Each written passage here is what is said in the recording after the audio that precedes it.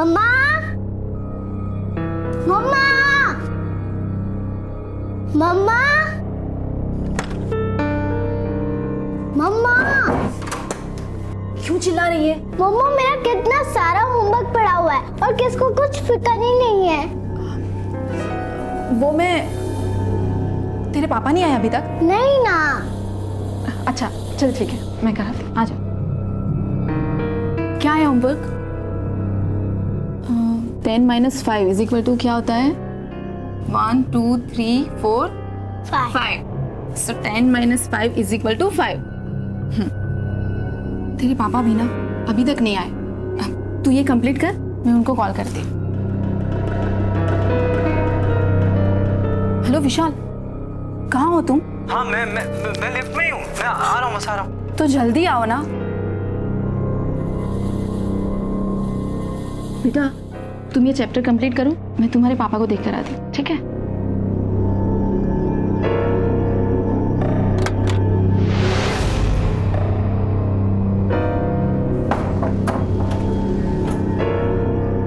कहाँ थे तुम?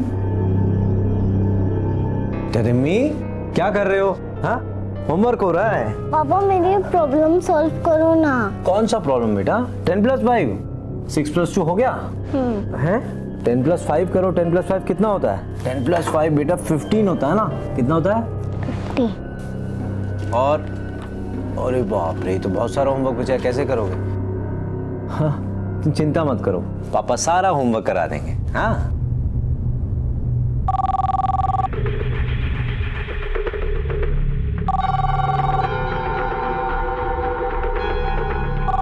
पता है किसका फोन है? तुम बच्चे की पढ़ाई पे ध्यान दो।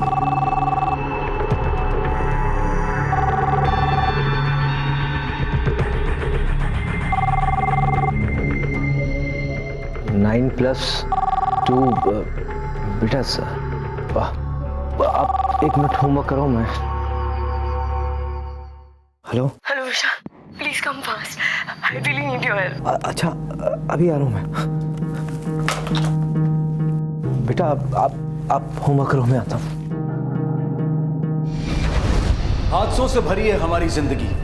हादसे जो जिंदगी में दहशत फैलाते हैं, हादसे जो किसी के जुर्म की वजह बनते हैं और किसी के लिए तकलीफ की वजह। यह हादसा घटा दिल्ली से सटे नोएडा शहर की एक सोसाइटी में, जहां रात 12 बजे तक भी लोगों का आना जाना रहता था। टाइट सिक्योरिटी, हर कोने में सीसीटीवी कैमरास, जहां हर पल किसी अजनबी के किसी भी फ्लैट तक पहुंचने की शिनाख्त की जाती है। तो फिर वहां क्यों एक औरत ऐसी हालत में पाई गई जहां उस पर जानलेवा हमला हुआ?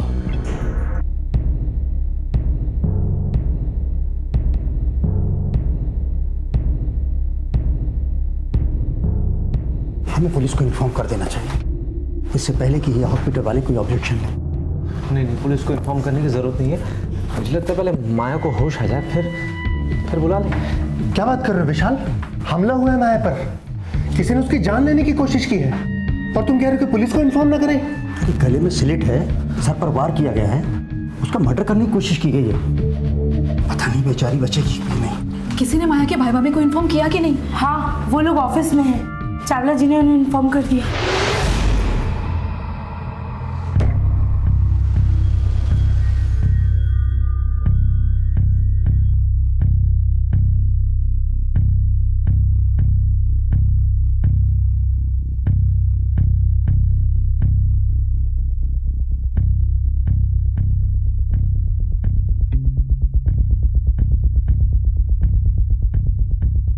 माया को होश आ गया है, लेकिन वो बात करने के हालात में नहीं। अब आप पुलिस को इन्फॉर्म कर दीजिए। Hello, police station.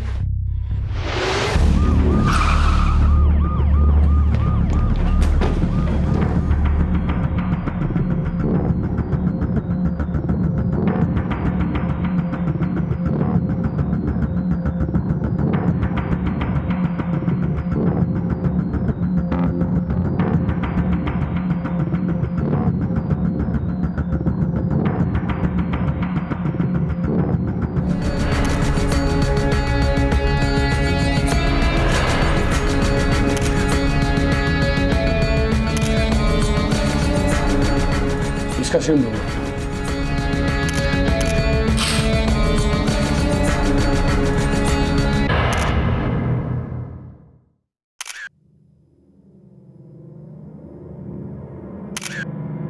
सबसे पहले किसने देखा?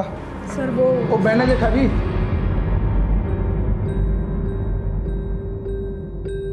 हाँ जी, क्या देखा आपने? ओ जी, मैंने देखा हमारे घर में मेहमान आए हुए थे और जोर से चिल्लाने की आवाज आई, सरिता सरिता सरिता। मैं, मेरी मिसेज और मेहमान हम लोग भाग के आए घर में, देखा तो माया पूरी खून में लथपथ थी। विशाल कौन है? ओ जी, विशाल ये सामने हमारा नेबर है, 302 में रहता है और 303 में हम रहते हैं और 304 में ये माया अपने भैया भाभी के साथ रहती है। अभी ये विशाल कहाँ है? विशाल अभी माया को हॉस्पिटल लेके गया जी। और इसके घर वाले? घर वाले उसके भैया भाभी के साथ रहती है। इसका अभी तलाक हुआ है और इसकी भाभी को तो हमने इन्फॉर्मेशन दे दिया है और भाई इसका कॉल सेंटर में काम करता है और उसको वहाँ इजाज़त नहीं है कि फ़ोन उठाने की ना लगाने की, और उसका फ़ोन बंद आ रहा है। आपकी इस बिल्डिंग में सीसीटीवी लगा है? हाँ सर, सीसीटीवी अपना नीचे सोसाइटी ऑफिस में है। Thank you. महेश्वरी, सर। इस बिल्डिंग के सीसीटीवी का फुटेज चेक करो और सेक्रेटरी और चेयरमैन को बुलाओ, क्विक। सर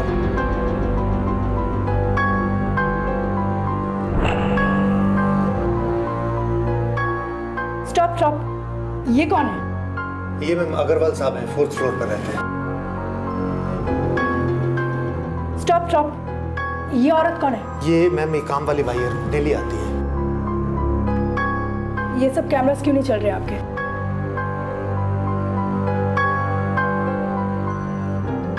फॉरवर्ड करो इसे थोड़ा। स्टॉप स्टॉप, ये कौन सी बिल्डिंग का वॉचमैन है? ये मैम ये अपनी बिल्डिंग का, ये बी विंग का।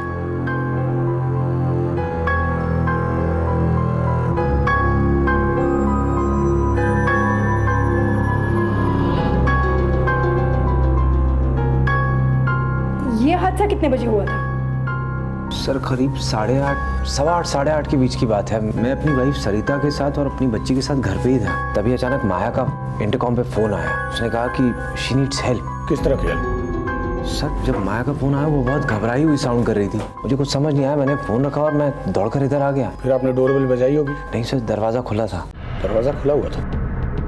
आपको मतलब दरवाज़ा खुला था, लैच लगी हुई थी या फिर पूरा खुला?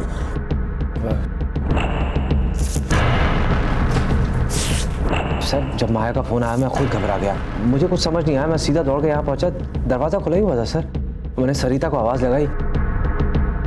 तो डेफिनेटली आपने दरवाजे के लॉक को हाथ नहीं लगाया हो? नहीं सर। श्योर? हाँ सर, नहीं लगाया मैं। आप मुझे ये पिछले 3 घंटे की सारी फुटेज एक पेन ड्राइव में दीजिए। जी जी, हो जाएगा मैम। और कैमरास कहाँ कहाँ लगे हुए हैं सोसाइटी में? मैम एक लिफ्ट में है कैमरा और एक सामने है। और फ्लैट्स के सामने? फ्लैट के सामने कोई कैमरा नहीं है मैम। क्या लगता है मैडम, किसका काम हो सकता है ये? मनु लगता है जी वो सिर दे पीछे बार किता होगा। वेरी गुड, काफी नॉलेज है आपको। वो जी नॉलेज की क्या बात है जी, वो आजकल इतने क्राइम शो चलते हैं, वो नॉलेज तो मिल ही जाती है। तो वैसे क्राइम के सीरियल में आपने ये नहीं देखा होगा कि जो ज्यादा नॉलेजेबल लोग होते हैं शक की सुई भी उन्हीं पे घूमती है।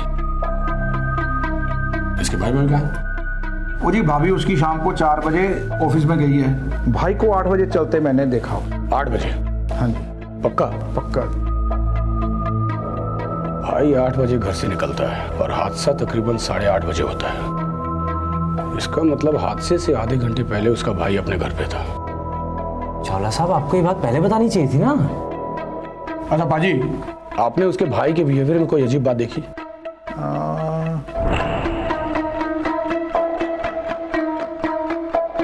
हाँ, वो हर रोज जाता है, मेरे को हेलो करके जाता था और आज वो चुपके से चला गया। क्या हुआ इंस्पेक्टर साहब? आप लोग? मैं माया का भाई। और मैं भाभी। पर हुआ क्या? आप लोगों को इन्फॉर्मेशन कैसी मिली? चावला साहब ने बोला कि घर में पुलिस आई है, जल्दी से आ जाओ। कैसी है मेरी बहन और ये सब कैसे हो गया? डोंट वरी, अभी आपकी बहन का होश आ गया है, पहले जाकर उससे मिल लीजिए। मैं आपसे आराम से बात करता हूँ।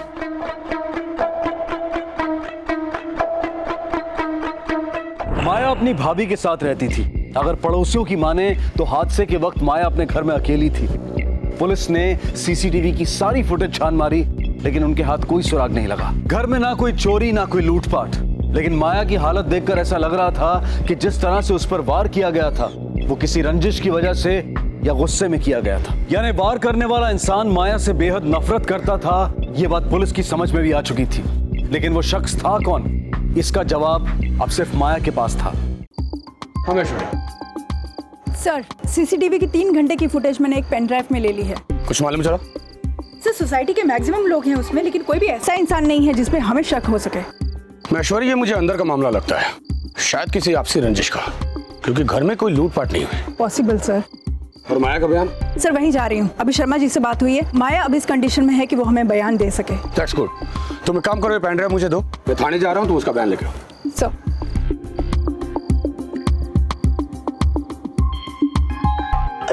अंधेरा बहुत था, मुझे कुछ दिखाई नहीं दिया। माया का बयान भी पुलिस के किसी फायदे का नहीं था, क्योंकि माया के मुताबिक उस पर पीछे से वार किया गया था और उसके बाद उसे कुछ याद नहीं था। हालात को देखते हुए पुलिस के पास अटकलें लगाकर सबूतों तक पहुंचने के अलावा और कोई चारा नहीं था। सर, माया के बयान के मुताबिक पहले किसी ने उसके सर पर वार किया वास से और फिर गला काट दिया।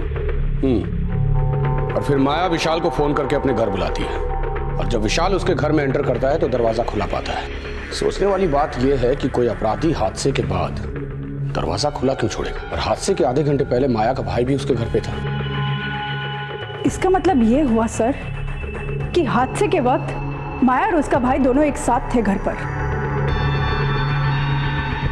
महेश्वरी, सर।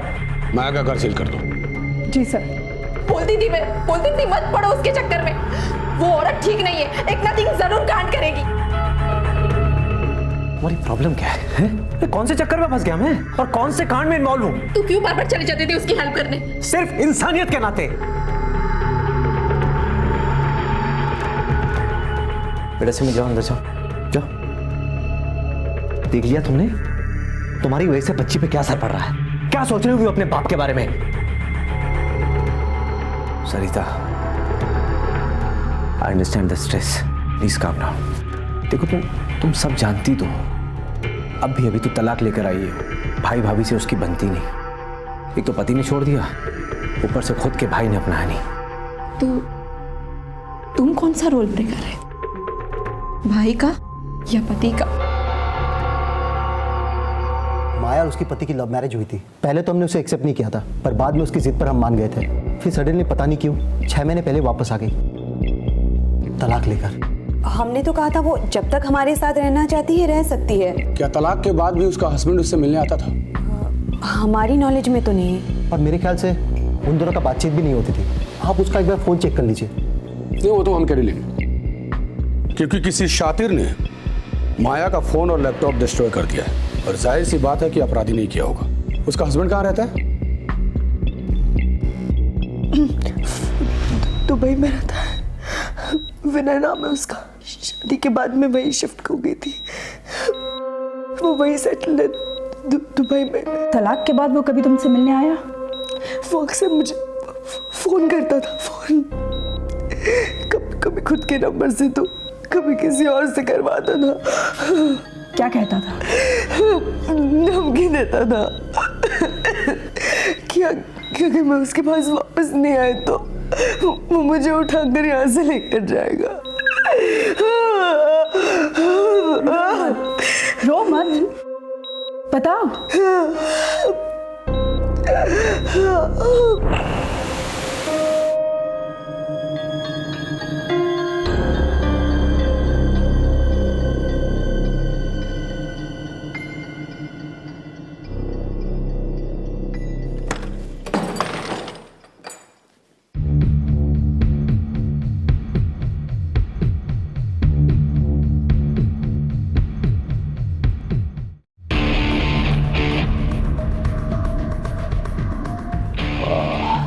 स्पोर्टी मैन, जोशीले मर्द। मुझसे बर्दाश्त नहीं हुआ, मैं यहाँ भाग आ गई। तो तुम वहाँ पुलिस में क्यों नहीं गई? उसके वहाँ बहुत रिश्तेदार है, वो सबको जानता है। पुलिस में जाने से मेरी और मेरे भाई भाभी की बहुत बदनामी होती है। और कहीं ऐसा तो नहीं कि उस रात वही आया हो तुमसे बदला लेने के लिए? पता नहीं, बहुत अंधेरा था, मैंने कुछ नहीं देखा और मेरे गले पे वार होने के बाद तो मैं बेहोश हो गई। मुझे नहीं, मैं नहीं बता सकती।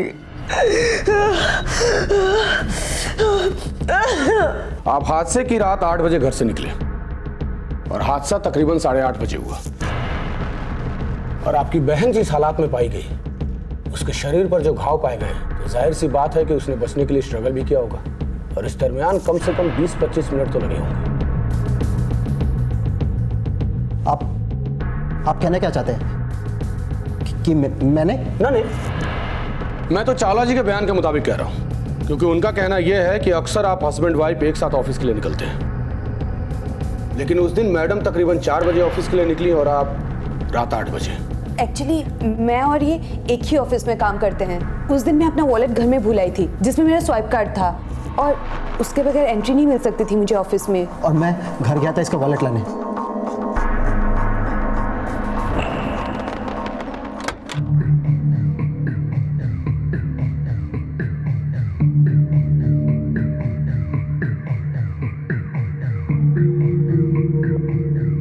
माया, माया, माया, हेलो। वॉलेट मिला? हाँ मिल गया।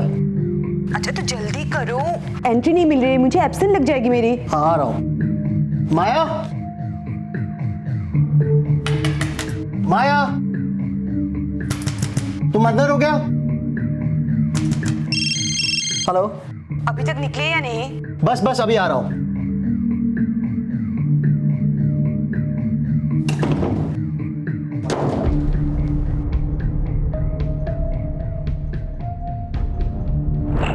तो जब आप घर में वॉलेट लेने के लिए दाखिल हुए तो सब कुछ ठीक था?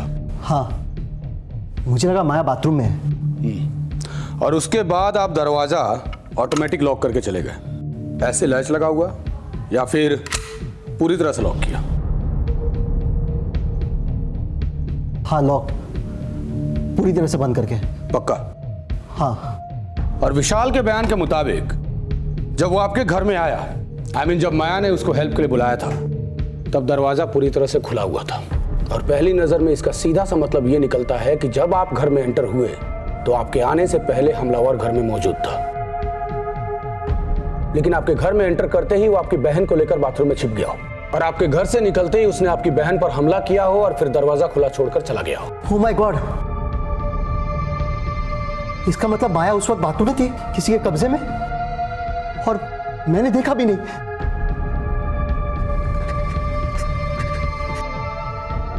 काश मैंने देखा होता उस वक्त,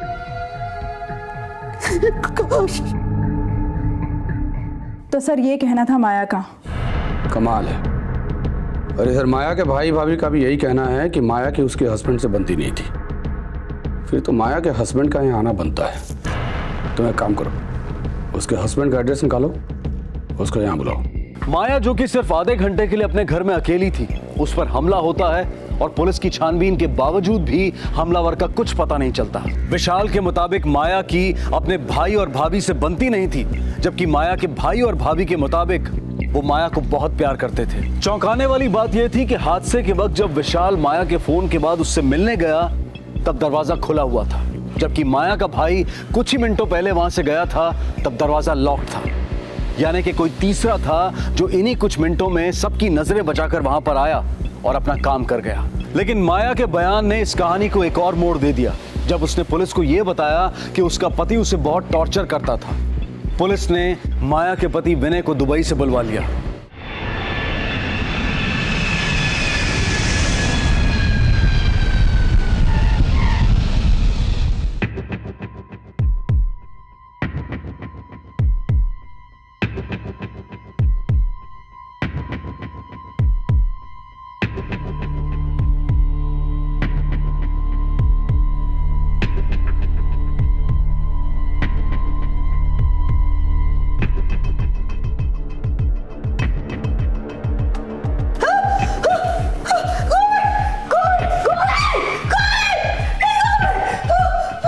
आपको मेरे साथ पुलिस स्टेशन चलना होगा। हाँ। हमारा लव मैरिज हुआ था, लेकिन लव जैसा हमारे बीच में कुछ भी नहीं रह गया था। मैं दुबई में सेटल था और माया हर हफ्ते इंडिया आती। मैं उसे रोक भी नहीं पाता था। शादी से पहले तो वो जिद्दी थी ही, लेकिन शादी के बाद वो और भी स्ट्रॉन्ग पर्सनालिटी बनकर उभरी थी, जिसे झेलना मुश्किल था मेरे लिए।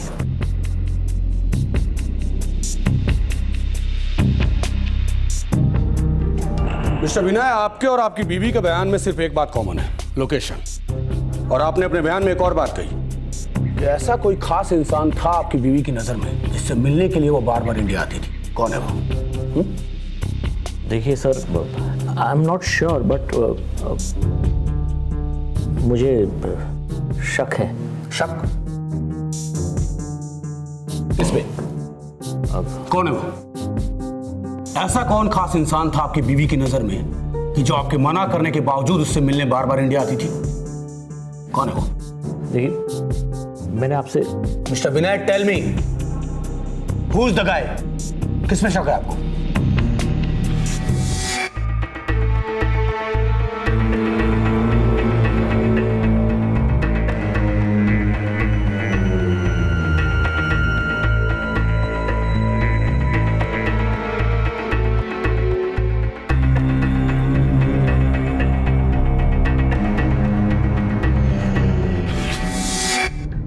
तो ये आपका फ्लैट है जी। और चावला साहब, ये आपका फ्लैट है। और मिसेस अरोड़ा, आपके पति के बयान के मुताबिक आपके सामने वाले फ्लैट में हादसा तकरीबन 8:30 बजे हुआ, लेकिन आपकी बेटी ने बताया कि हादसे के वक्त आप भी घर पे नहीं थी। कहाँ थी आप? जी, वो मैं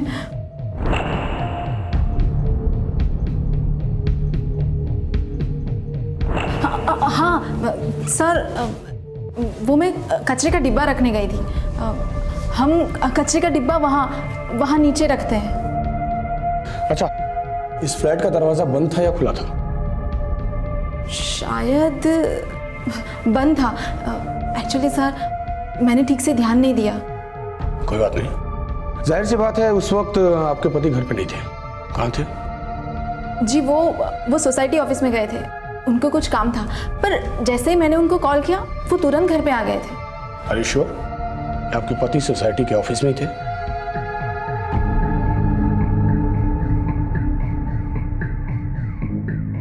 मेरी जासूसी कर रही हो तुम? फंसाना चाहती हो मुझे इन लोगों के बीच में? और साबित क्या करना चाहती हो तुम? यह मियां बीवी का झगड़ा बात नहीं। इसका कहना है कि हादसे के वक्त ये सोसाइटी के ऑफिस में था। क्या ये सच है? हाँ भाई विशाल, तुम तो उस रात हमारे साथ नहीं थे, फिर झूठ क्यों बोला? देखो विशाल, तुम्हारे बीवी के बयान के मुताबिक हादसे के चंद मिनट पहले तुम घर में आए, और फिर माया का फोन तुम्हें क्यों आया?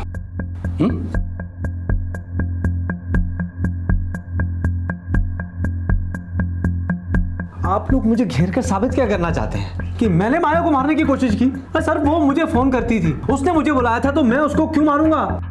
और मुझे उसको मार के क्या मिलेगा? सब तुम्हारा किया था।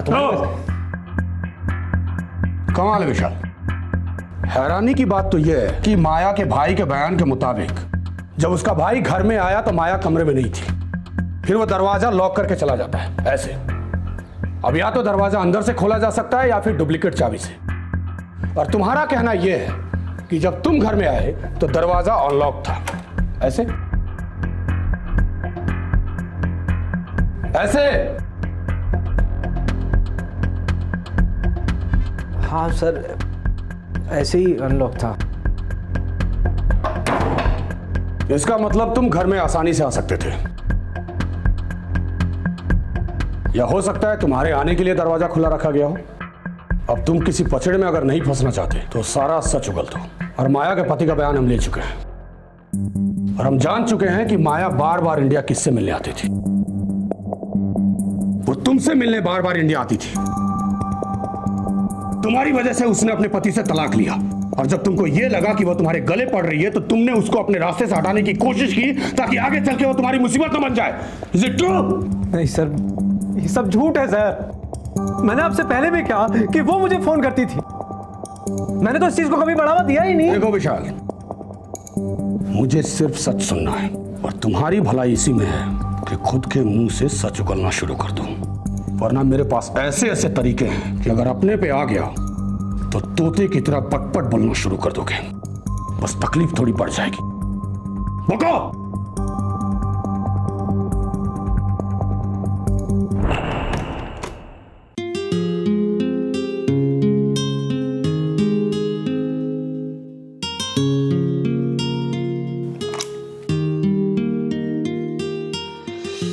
आप 1 मिनट होमवर्क करो। मैं hello hey Vishal, I am really missing you. सोच क्या रहे हो? अगर 2 मिनट में तुम यहाँ नहीं आए ना तो मैं वहाँ आ जाऊंगी। अच्छा अच्छा, मैं अभी आ रहा हूँ, अभी आ रहा हूँ।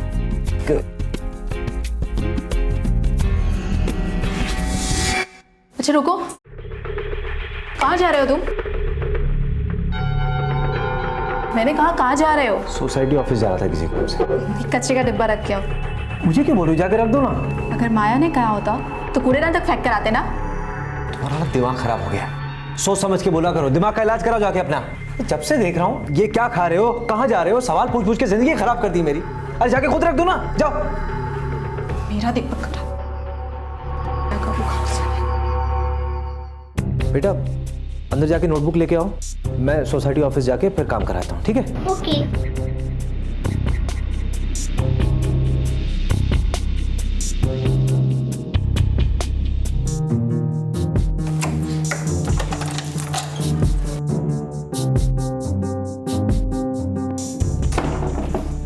क्यों बुलाती मुझे बार बार तुम इस बार? तुम्हारे साथ कुछ स्पेशल मोमेंट्स बता सका। Please try to understand. क्या चाहती हो तुम? थोड़ा प्यार मुझसे कर लोगे तो क्या फर्क पड़ जाएगा? हाँ, आई रियली लव यू। मैं तो वैसे हर हफ्ते आती थी ना तुम्हारे लिए। ये क्या कर रही हो? और अब तो मेरा डिवोर्स भी हो गया है। हाँ, और प्लीज। तुम के मेरे लिए 1 घंटा भी नहीं निकाल सकते हैं। सब ठीक नहीं। Please Vishal, please please please. अच्छा ये लो, मेरे बाल घूम कर इतना तो कर सकते हो ना?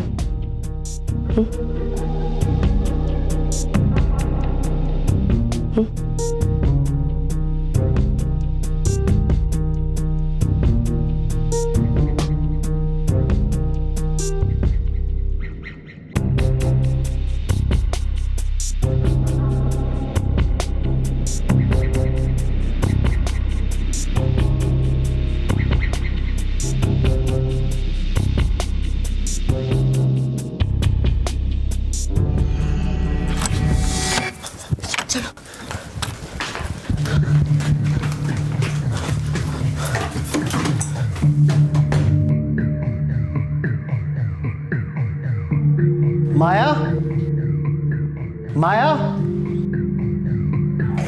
भाई आप तो जाने दो मुझे।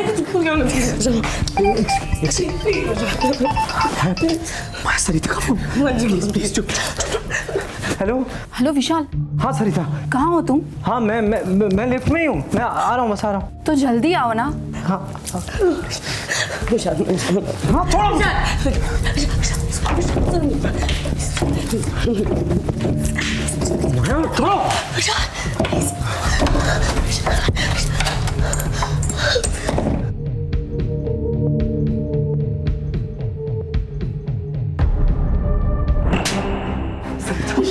तुमने ऐसा क्यों किया? सरिता मेरी बात का यकीन करो, मैंने कुछ नहीं किया। इसको लेके जाओ यहाँ से। मैं सिर्फ अपनी फैमिली से प्यार करता हूँ सरिता। इंस्पेक्टर साहब मेरी बात का यकीन करो, मैंने माया को मारने की कोशिश नहीं की। मैंने माया को मारने की कोशिश नहीं की इंस्पेक्टर साहब। सरिता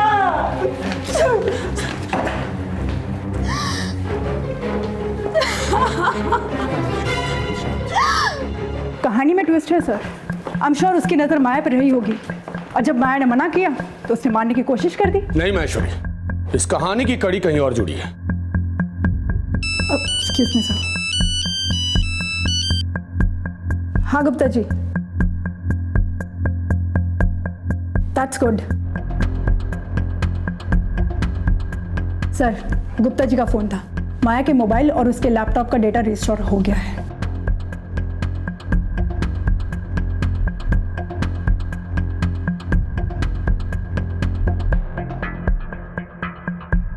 महेश्वरी सर, ये देखो, ये माया के लैपटॉप पे बहुत इंटरेस्टिंग डेटा है।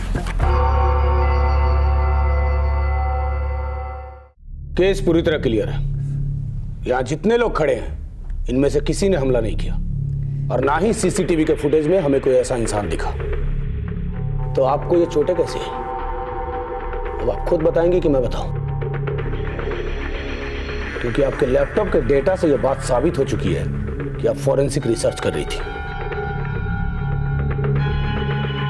मतलब ये कि आप हमले को साबित करने में सक्षम थी। तो आप खुद अपने मुंह से कबूल कीजिए कि आपने अपने ऊपर किए हमले को अंजाम कैसे दिया। देखो माया, तुम्हारे पास कोई रास्ता नहीं है। अब तुम बुरी तरह फंस चुकी हो।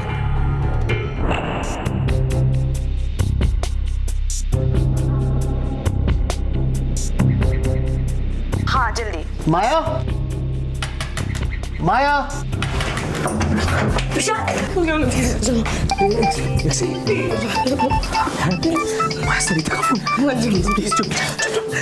हेलो। हेलो विशाल, हाँ सरिता। कहाँ हो तुम? हाँ मैं लिफ्ट में ही हूँ। मैं आ रहा हूँ, बस आ रहा हूँ। तो जल्दी आओ ना। हाँ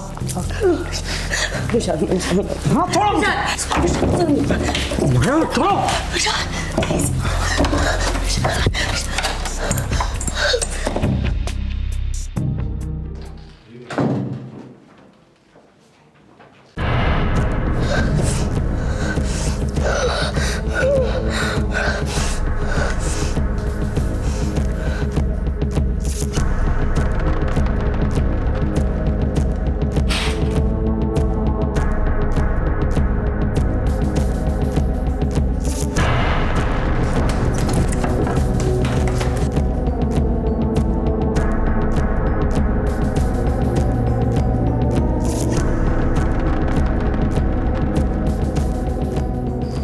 Attacks the victim from behind on this part of the head. The victim's skull is not damaged.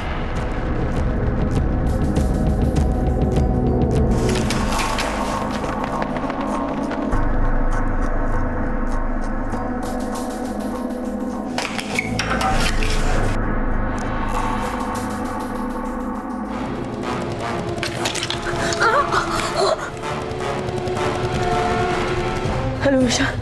Vishal. Please come fast. I really need your help. अच्छा, अभी आ रहा हूँ मैं।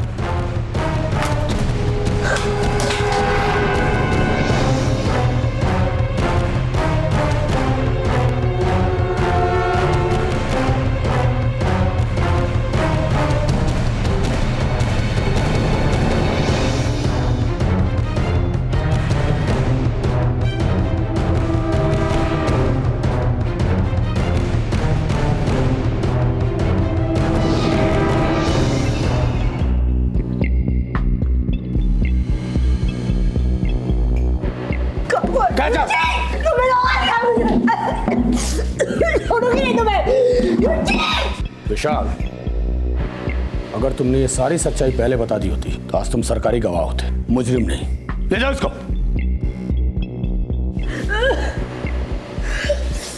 ले जाओ इसे भी।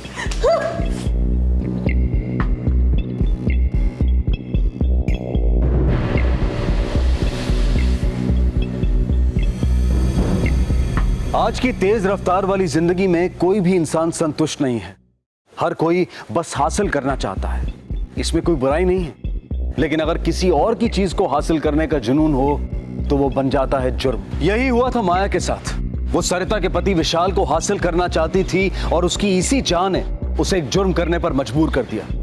उसने ना सिर्फ अपने आप के ऊपर हमला करने का ड्रामा किया बल्कि अपनी जान को दांव पर लगाकर विशाल को भी फंसाना चाहा। हम कहते हैं कि रिश्ते कॉम्प्लिकेटेड होते हैं, उलझे हुए होते हैं, जबकि सच्चाई तो यह है कि इंसान खुद रिश्तों को उलझा देता है।